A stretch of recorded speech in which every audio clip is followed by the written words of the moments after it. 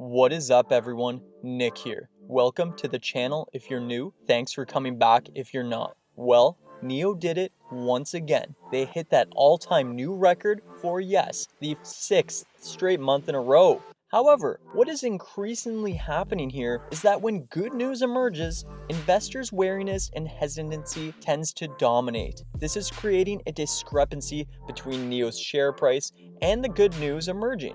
In today's episode, I want to talk about why I am taking this moment as an opportunity to invest in this company for the long-term hold. I'll also be giving my thoughts on what is occurring in their HQ and where their share price could land following their earnings. We have a ton to get to in today's episode, but before we get it, Webull is giving out 2 free stocks worth up to $1,850. All you have to do is 1, sign up, 2, open an account, and 3, deposit in at least $100 using the link in my description. They are a 0% commissions trading platform and offer some of the best analytics in the game. This offer ends soon, guys. Don't sleep on it. Check out our Discord channel. It's completely free and we have some really cool insights in there. There's more content behind the scenes. You don't want to miss any of that. Check out our Patreon page. I will be posting every single one of my trades moving throughout 2021. I finished 2020 with over a 50% ROI. The link is in the description if that interests you, and I'd really appreciate it. Smash that like button, hit the subscribe, and without further ado, ladies and gentlemen, let's get right into it. Alright, let's cut to the chase and break down NIO's numbers on the month. So NIO delivered 7,225 vehicles in the month of January, and right away a few things are sticking out to me that I want to analyze. Stick till the end, this all ties in. Alright, so yes, it's an all-time new high, but this is a decrease in increase month over month in terms of percentage. NIO had previously hit gainers over 30%. However, this is much more subdued in the single digits. However, this actually makes complete sense, and I'm actually bullish on this figure, and I'll get to why shortly. So zooming out and painting an overall picture, NIO right now is selling every single vehicle they can physically make. This is just a fact. We as investors aren't unfortunately privy to their actual true demand of their vehicles right now. However, we do know they have run into immense supply chain issues and supply strain over the past few months and, the better part of a year. Lee Bin had previously stated that they were hoping to be able to hit a delivery capacity of at least 7,500 units in January. However, this was under the circumstance that their JAC partnership had mitigated much of the pre-existing strain on the system. Unfortunately, it doesn't look like this happens.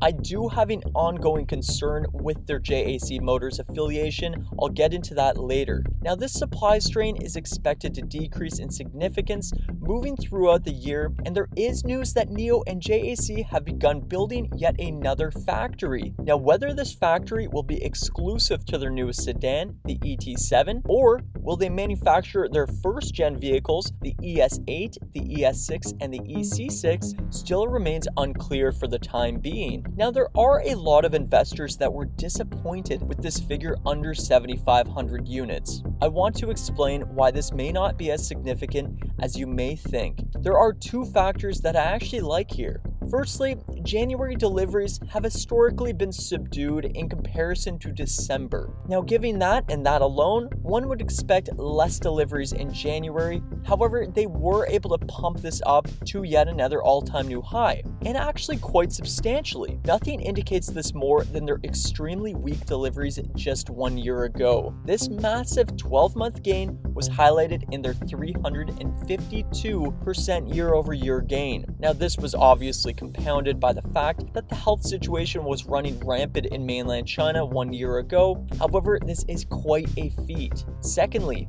many of you may be aware that Tesla had been expecting to severely cut into NIO's luxury SUV coupe market, and some were actually worried NIO would see a drop in sales moving from December into January. Tesla's locally launched Model Y SUV was expected to cut into the sales of NIO's ES6 and their EC6, but we actually saw quite stable numbers in both of these makes throughout January. So moving into their actual numbers, we did see a dip in the ES8, their largest and oldest model. However, this was not likely due to the launch of Tesla's Model Y, and more likely due to the increased interest in smaller SUV coupe-style vehicles like the ES6 and especially the EC6. NIO posted vehicle sales of 1,660 ES8s. This was a substantial decline. However, we did see nice increases in both the ES6 to 2,720 vehicles and their newest vehicle, their smart SUV coupe, the EC6, of 2,845. I really do like the fact that we are continually seeing the increased deliveries on the EC6. This is their newest vehicle and really enforces and signals that consumers are really enjoying their product and moving towards smaller vehicles. We saw new vehicle sales attributed to more than 40% from word of mouth, and this is only expected to grow in the coming months and quarters. Now, looking at their share price and charting, we saw a bullish valuation off the all-time new high on opening bell. However, this quickly consolidated quite substantially. We then saw it recorrect and magnetize back up basically to pretty even gray on the day. Nothing surprises me about this share price anymore, to tell you the truth, and that's why I'm continually and increasingly looking at this company with a wide-angle lens on and a long-term time horizon. I am continually purchasing shares on dip days. In my point of view, there's only one way to invest in this company, and it's long-term. There is just too much discrepancy and the stock is too volatile. If over a 300% year-over-year gain in vehicle sales can't put the stock into at least slightly into the green, then I'm not sure anything can. Now, I am personally taking literally every single opportunity every single day in the red to purchase more shares. I do think shares below 60 and ideally below 55 are absolute bargain prices. Fire sales on what the shares could be worth 3, 5, 10 years down the line. I'm looking towards their Q4 earnings release. However, they are historically a late releaser. They released Q4 in mid-March last year. To put it into perspective, I do think they are going to beat earnings. I will have a video in the coming days explaining why I do think this. Now, if and when they are able to beat earnings, I would not be surprised to see the share price into the 70s and potentially 80s. Remember, we just had that analyst PT on the $80 mark. I really do think these shares are undervalued right now. And if we know anything about this stock, is that once it starts going, it really starts going. Now, fundamentally and statistically, I really do like where NIO is and where they are heading. I do think sales will yet again, moving into February, will hit an all-time new high, and here's why.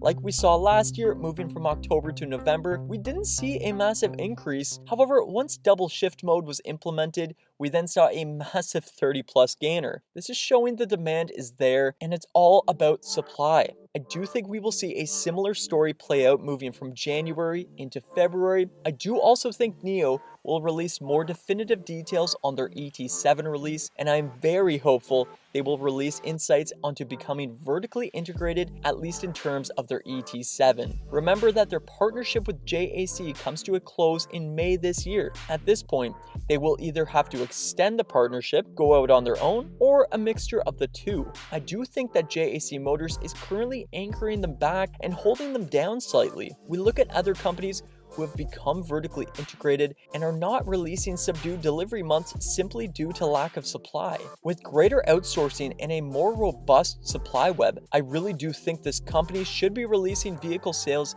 into the 5 digits. I will have much more on this in the coming days, but I just wanted to get my quick thoughts out. Let me know in the comments, what do you think about this? I'm very interested. Don't forget about the Webull promo, 2 free stocks worth up to $18.50 for free. All you have to do is 1, sign up, 2, open an account, and 3, deposit in at least $100 using the link in my description. Complete no-brainer. They are a 0% commissions trading platform and offer some of the best analytics in the game. Check out the Discord, it's completely free. There's really cool insights on there, more content. People are releasing their favorite stocks. It's really awesome. A lot of cool content. Check out the Patreon page. I would really appreciate it. I'm posting all of my stocks. I'm posting all of my trades moving throughout 2021. Behind the scenes content, more content, NIO updates. You don't want to miss any of that. Anyways, everyone, I will see you all in the next video. Take care. Happy trading.